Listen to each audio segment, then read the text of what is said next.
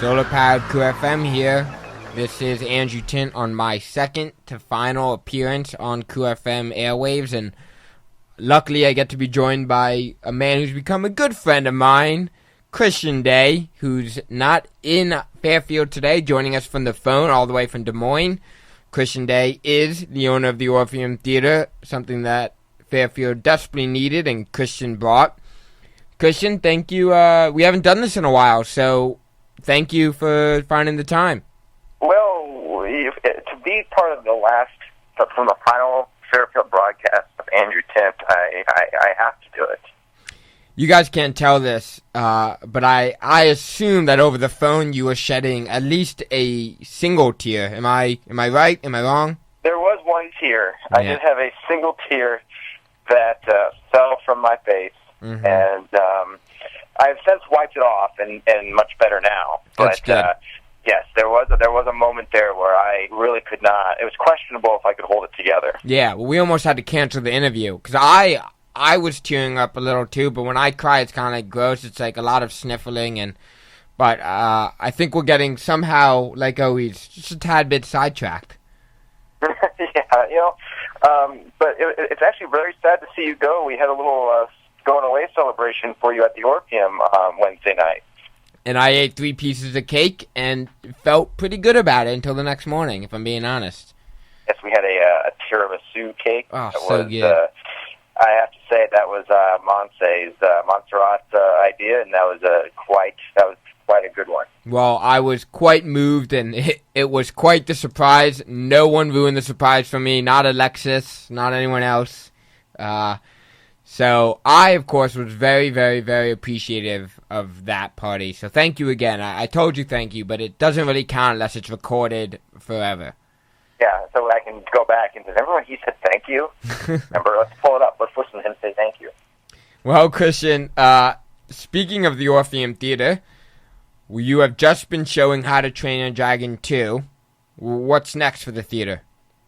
Next, we're getting the new Transformers, Age of Extinction. A lot of people have been asking me what's the deal with all these blockbusters you're getting versus before we got more of an eclectic selection. We had stuff like Grand Budapest Hotel, which Grand Budapest has been our number one box office hit since we've opened in October. We normally would do independent foreign art house films. However, I kind of made a promise that once school let out that I would take care of the kids. And now that school's out, I'm gearing up to just mainly do films that young people will enjoy.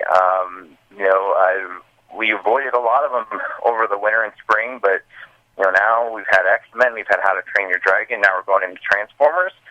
I really want people to see that the Orpheum plays all types of films. We're not an art house, we're not necessarily a mainstream theater. We do a little bit of everything. Well, not to mention, Hollywood in the summer also is catering towards the people out of school. So it's not necessarily like people are missing out on some great movies because a lot of the movies being released now are X-Men and Transformers-esque. So you're going with the flow, which you have to respect. Yeah, you have to do that because, with all honesty, the winter time is not really the best time for a lot of blockbusters. You'll have your holiday season, but that's the majority of it. The rest of it's very quiet, and which makes it a good time to show something different. I work very closely with the Floor Cinema here in Des Moines. We talk back and forth about what's good, when's their busiest time. As they tell me, winter is their best time because that's when all the great art house and independent and intellectual films come out. But then they said during the summer they just drop off. They do not do the business during the summer. Well, with us, I want us to be able to do business all the time and show movies all the time and show good movies all the time. So, we've decided that we'll switch to blockbusters during the summer, and then when those trickle off, we'll go back to doing the eclectic stuff.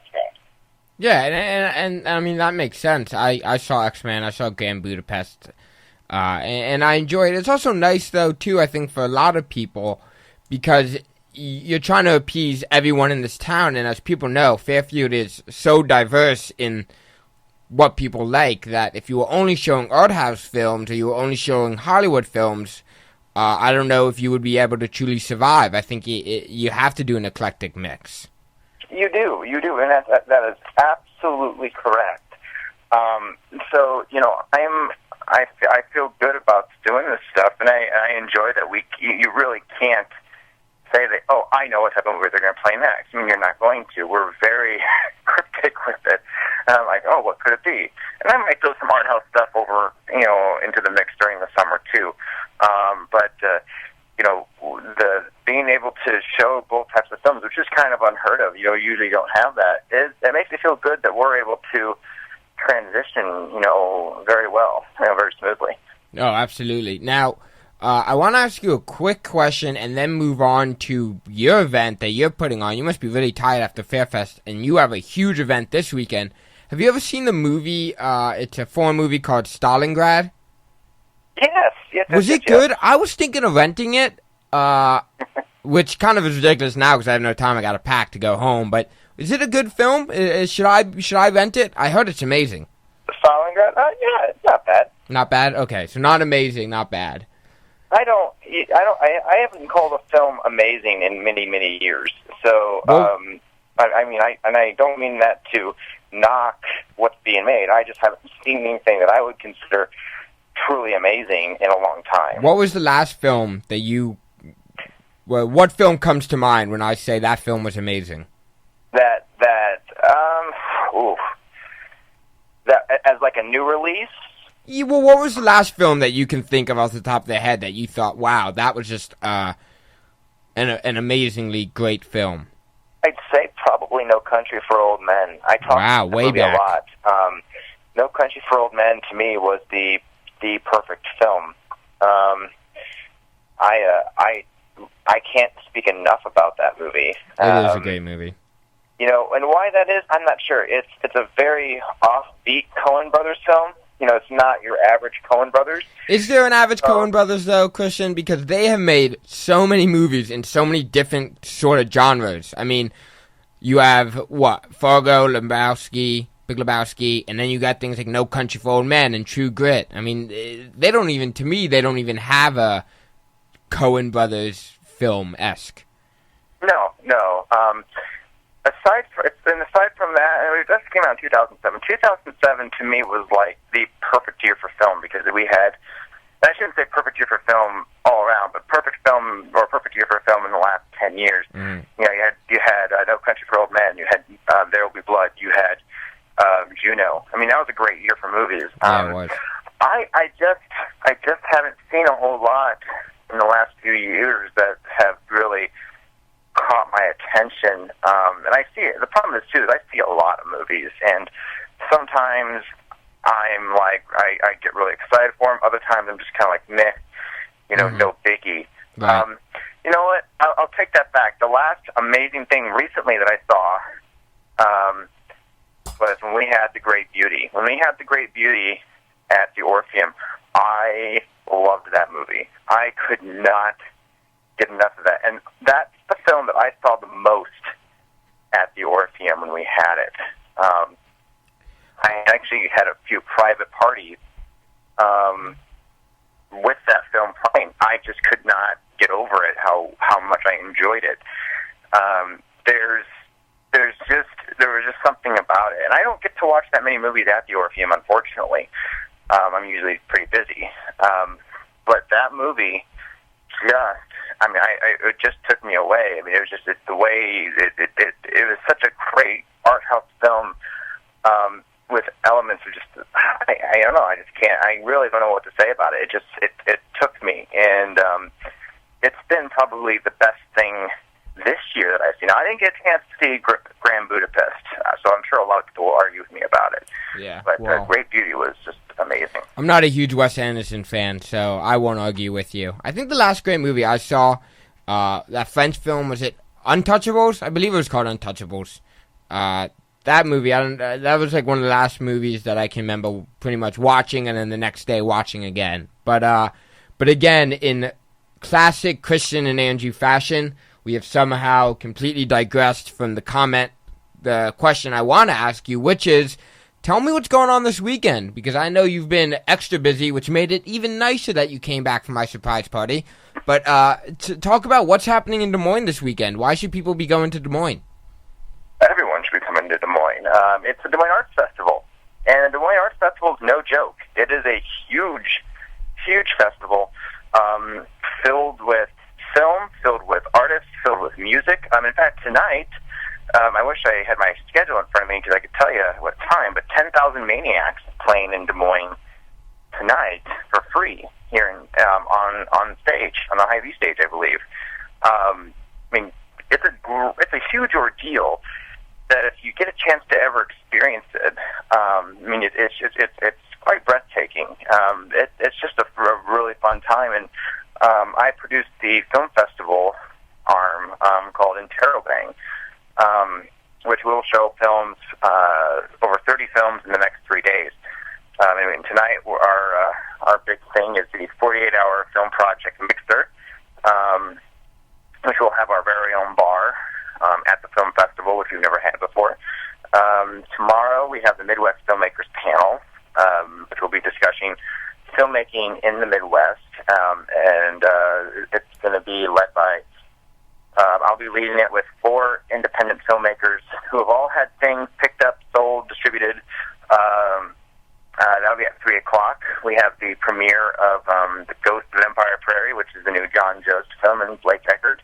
And we also have a special screening of The Greatest Bar in America, which was completely funded by crowdfunding through Kickstarter. That'll be tomorrow night at 7. So there's a lot of things happening. And then the festival alone is a huge event. So you see all these artists from around the world that are selling their products, and it's no joke. It's a huge event. It's Friday through Sunday, right? Friday through Sunday. It's downtown. We have quite a few streets blocked out around the library and around the sculpture park. Again, we're talking with Kristian Day of the Orpheum Theater, showing Transformers for 1 week or 2 weeks? 2 weeks. For 2 weeks. 2 weeks. And not to mention, tonight, if you're listening to this at noon, Friday through Sunday, go down to Des Moines for the festival there. Free most of these movies free? All the films here at the Des Moines Arts Festival are free. My God. My God, sir. Yeah. I don't normally like festivals, and that is a personal thing. However, I do like that this festival is here, and I do like that it's free, that people can come and enjoy it. Kristian, from SolarPowered KRUU FM, do you have any last comments you want to make about the festival or about the Orpheum? Man, well, we've been open for 8 months, which is an amazing thing. I want to say thank you to Fairfield for supporting us in all the things we've been doing. I really appreciate it.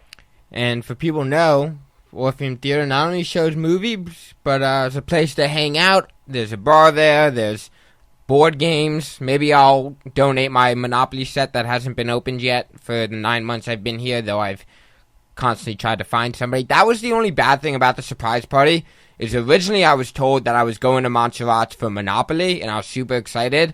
But I did get to eat cake, so we'll call it a draw. You also had some very good cider. I did. That cider was fantastic. Fantastic.